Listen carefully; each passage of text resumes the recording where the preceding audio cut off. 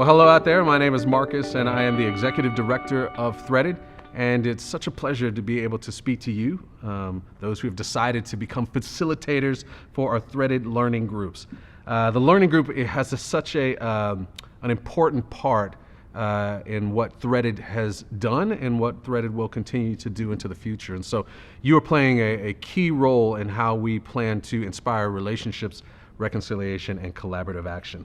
And so we are going to take some time creating some videos to help you know what to expect when you go in and maybe give you some tips and reminders of how you can facilitate well as you enter into a Threaded small group. We're going to start out with session one. This is where we are, session one of our curriculum. You can either have it printed for yourself or you can be looking off of a computer or any kind of way.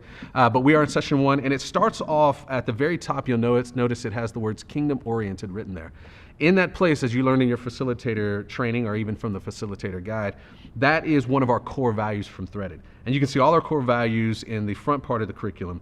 The kingdom-oriented value is a great value to set the stage with as you come into a discussion like this, especially from a gospel-centric place. Because what we're establishing is that this work that we're doing is not about a church, but it's about the church working together in unity in the diversity that God has created. And so we really want to establish and set that up from this first session. And it'll be kind of laced all the way through the curriculum, but definitely in the first session. As you look through your curriculum, you'll see all the things that you've seen in your training with the overview and the aims and the key text. And as you get into the discussion questions, you'll want to make sure that you are ready to hear emotional sharing. Even before you get into that, you want to make sure everybody understands the ground rules, which you'll find, I believe, on page 9 in your curriculum.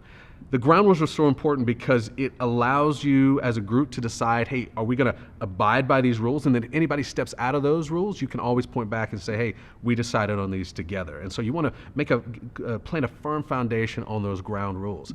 Then you want to be prepared because we're asking questions the first time people experienced race or maybe learned that they were a different race. And these can be emotional things for people to share. So be prepared for that emotional sharing and don't be afraid of it. It sets the expectation for what we want these groups to be anyway.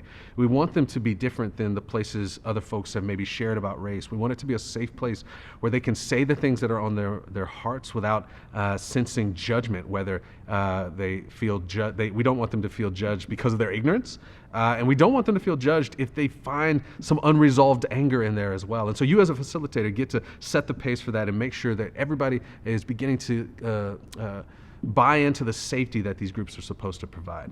So make sure that you are familiar with the curriculum before you go in so you can be prepared, that you've gone through even some of the things from your facilitator workbook, reminding yourself of all the different ways in which you can facilitate and not teach. We want to facilitate, not teach. And as you go through it, also don't be afraid at the end to really challenge people to try out the experiences that we have here. This particular one is about watching a historical documentary or film. And we have all types that you can look for by just going to wearethreaded.org. This is our page, and going to our resource page. And that'll have all kinds of ways that if people want more information about anything that you're going through in the curriculum, they'll be able to find resources for that. So that's session one. We'll do the same thing for session two and the rest of the sessions. And hopefully you will be ready, or hopefully you feel better prepared to go into session one. But above all else, before you go into these sessions, make sure that you take a moment in time to just pray and ask God to do what He's going to do in this session, to do the work that He has already done, which is uniting the church together across cultures. We'll see you in session two.